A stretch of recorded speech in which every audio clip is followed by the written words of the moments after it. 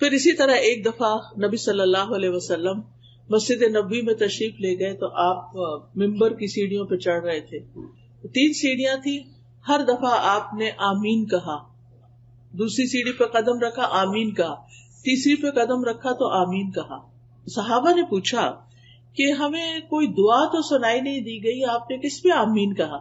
تو آپ نے فرمایا کہ میں جب پہلی سیڑھی پر قدم رکھ رہا تھا تو جبریل میرے پاس آئے اور جبریل نے آ کر مجھ سے کہا کہ جس نے رمضان کا مہینہ پایا اور پھر اس کی بخشش نہ ہو سکی تو اللہ تعالیٰ اس کو اپنی رحمت سے دور کر دے.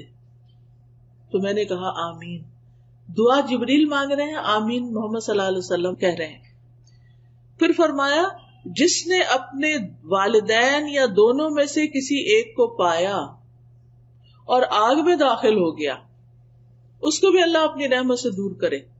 کیا مطلب ہے اس کا؟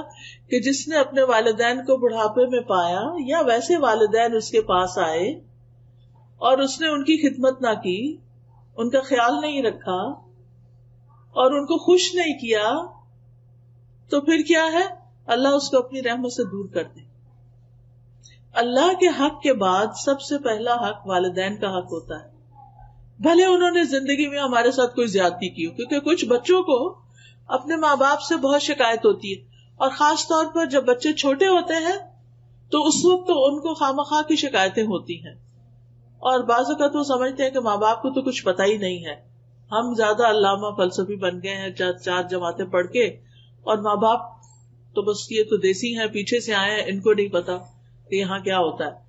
تو بات یہ ہے کہ ماں باپ کچھ بھی ہو, چاہے چٹے ان پڑھ ہی کیوں نہ ہو, ہم پر لازم ہے کہ ہم ان کی رسپیکٹ کریں, ہم ان کی کیئر کریں, ہم ان کا خیال کریں, چاہے وہ غلطیاں کر رہے ہوں. پھر بھی حضرت اسماء رضی اللہ تعالی عنہا کی والدہ مشرکہ تھی, مشرک تھی, مسلمان نہیں ہوئی تھی. حضرت اسماء ہجرت کر کے مدینہ آ گئی تھی, کیونکہ جتنے بھی مسلم تھے انہوں نے مکہ چھوڑا, مدینہ آ گئے. اب ظاہر ہے بیٹی مدینہ میں ہے اور ماں مکہ میں ہے. اب ماں کو کچھ ضرورت پیش آتی ہے تو وہ مکہ آتی ہے ٹریول کر کے. اس زمانے کا ٹریول 8 دن سے پہلے پہنچتے نہیں تھے لوگ, اور وہ آ کے اپنی بیٹی کے پاس جاتی ہے اور کہتی ہے کہ بیٹی مجھے کچھ ضرورت ہے, کچھ مال کی ضرورت ہے, میری کچھ ضروریات ہیں تو تم پوری کرو. کیونکہ اس کو پتا تھا کہ ابو بکر کی بیٹی ہے رضی اللہ تعالیٰ عنہ کی, اور ابو بکر ایک مالدار انسان ہے اور بیٹی کے پاس بھی ہوگا تو بیٹی مجھے کچھ دے گی. اب ان کو پریشانی ہوئی کہ میری ماں تو مسلم ہی نہیں ہے, تو میں ان کے ساتھ حسن سلوک کروں یا نہ, میں ان کو کچھ دوں یا نہ, شاید مجھے اپنا مال صرف مسلم ماں کو ہی دینا چاہیے تو ان کو نہیں دے سکتی. تو انہوں نے کہا اچھا میں ذرا ابھی آتی ہوں. پھر وہ نبی صلی اللہ علیہ وسلم کے پاس تشریف لائیں اور آپ سے پوچھا کہ اللہ کے رسول صلی اللہ علیہ وسلم, میری والدہ مکہ سے آئی ہیں اور وہ مسلمان نہیں ہیں اور وہ مجھ سے مدد چاہتی ہیں, کیا میں ان کی مدد کر دوں؟ تو آپ نے فرمایا صلی امکی, اپنی ماں کے ساتھ صلہ رحمی کرو, یعنی اپنی ماں کے ساتھ حسن سلوک کرو. یعنی ماں جو کچھ کہتی ہے, جو مانگ رہی ہے وہ دو اس کو. یعنی اگر ماں آپ کے خیال میں بہت گناہ گار ہے, اللہ نہ کرے کسی کی بھی ماں ہو, لیکن بعض لوگ ہوتے ہیں ان کو بڑے گلے شکوے ہوتے ہیں, ہماری ماں کا کیریکٹر ٹھیک نہیں, ہماری ماں یہ ایسی اور ویسی, روح کانپ اٹھتی ہے بعض اوقات لوگوں کی شکایتیں سن سن کے جو ان کو اپنی ماں سے ہوتی ہیں یا باپ سے ہوتی ہیں.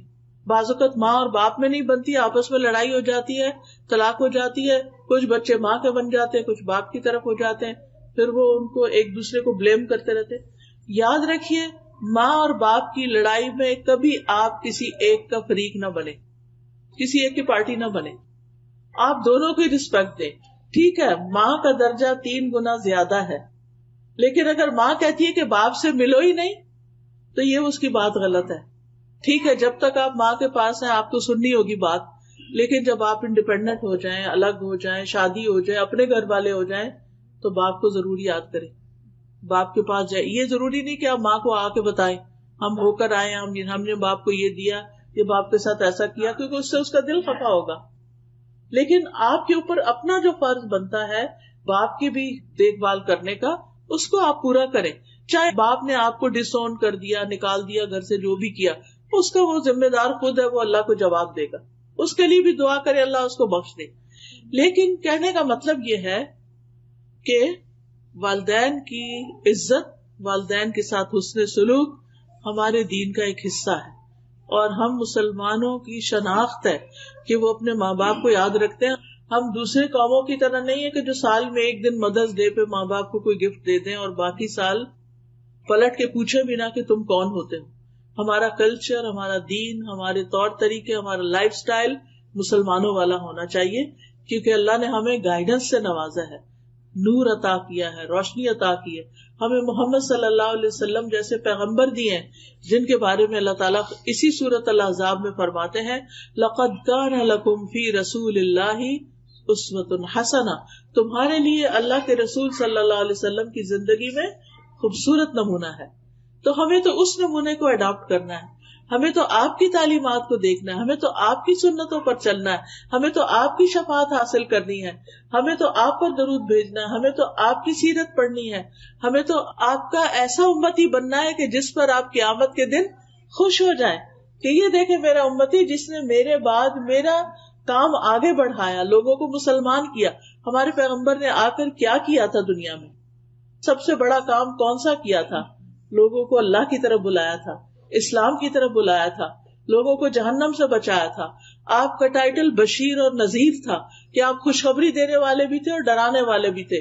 آپ نے لوگوں کو سب سے پہلے جو آپ پر وحی نازل ہوئی خاندان کو اکٹھا کیا، ان کو اسلام کے بارے میں بتایا، پھر بڑی بگر ایکسٹینڈیڈ فیملی اور باقی مکہ والوں کے لیے صفا پہاڑی پر چڑھ کر آپ نے لوگوں کو اسلام کی دعوت دی، جس پر آپ کا چچا آپ کا بہت مخالف ہو گیا. تو ہمیں تو اس لیگیسی کو آگے لے کے چلنا ہے اور نبی صلی اللہ علیہ وسلم کے سچے پکے امتی بننا ہے کہ قیامت کے دن ہماری ملاقات ہو تو حوض کوثر پر ہم آپ کے ہاتھ سے پانی پینے والے ہیں، وہ پانی کہ جو شہد سے میٹھا، دودھ سے زیادہ سفید اور برف سے زیادہ ٹھنڈا ہے. آپ سوچیے کہ وہ کتنا لذیذ ہوگا، اور جو ایک دفعہ پیے گا اس کو پھر کبھی پیاس نہیں لگے گی. تو حشر کے میدان میں تو دھوپ بھی ہے اور گرمی بھی ہے اور پشیمانی بھی ہے اور خوف بھی ہے. وہاں پر ٹھنڈا سایہ کہاں ملے گا اور ٹھنڈا پانی کہاں ملے گا؟ نبی صلی اللہ علیہ وسلم کے پاس. لیکن آپ کے قریب کون ہوگا؟ آپ نے فرمایا جس کے اخلاق بہت اچھے ہوں گے اور جس کے اندر عاجزی اور انکساری ہوگی. آپ نے کہا کہ قیامت کے دن تم میں سے سب سے زیادہ جو لوگ میرے قریب ہوں گے وہ ہوں گے کہ جن کے اخلاق اچھے ہوں گے، اور الموتیون اکنافہم، جن کے کندھے جھکے ہوں گے. مطلب یہ نہیں کہ ایسے اڑا کے چلے، مطلب یہ ہے کہ جن کے اندر عاجزی ہوگی. آپ دیکھیں کہ جب آپ کسی کو توجہ دیتے ہیں تو ایسے اپنے کندھے ہلکے سے جھکا لیتے ہیں. جب آپ کسی سے پیار لیتے ہیں یا آپ کسی کے ساتھ ملتے ہیں تو آپ اس کے طرف جھک جاتے ہیں، تو آپ کے کندھے آگے کو ہو جاتے ہیں. آپ کسی کی بات سنتے ہیں تو آپ اس کی طرف متوجہ ہوتے ہیں تو کندھے جھک جاتے ہیں. تو آپ نے کندھے جھکانے والے کی تعریف کی کہ وہ قریب ہوں گے قیامت کے دن میرے، یعنی جن کے اندر انسانوں کی ہمدردی ہوگی، انسانوں کے ساتھ اچھا سلوک کرتے ہوں گے، ان کا خیال رکھتے ہوں گے. اور اس کی ابتدا جو ہوتی ہے وہ اپنے گھر سے ہی ہوتی ہے کہ اپنے بہن بھائیوں کے ساتھ، اپنے رشتے داروں، اپنے والدین کے ساتھ، اپنے دوستوں کے ساتھ، جو بھی ہمارے ساتھ رہتے ہوں، سب سے پہلے حسن سلوک کے جو محتاج ہیں وہ وہی ہیں. ایک شخص آپ کے پاس آیا اور اس نے کہا کہ میں سب سے زیادہ اچھا سلوک کس کے ساتھ کروں؟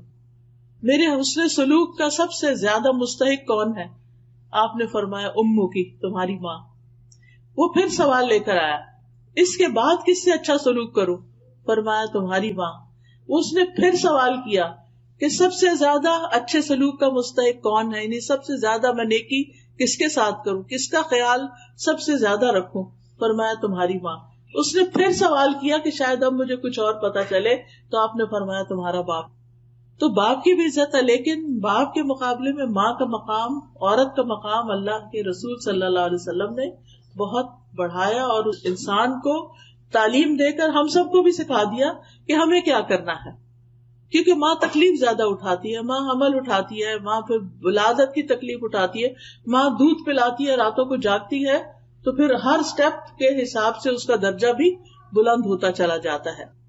اور پھر تیسری دفعہ آپ صلی اللہ علیہ وسلم کے سامنے جبریل علیہ السلام نے دعا مانگی کہ جس کے سامنے آپ کا ذکر آئے اور وہ آپ پر درود نہ بھیجے، اللہ اس کو بھی اپنی رحمت سے دور کر دے. تو آپ نے فرمایا آمین.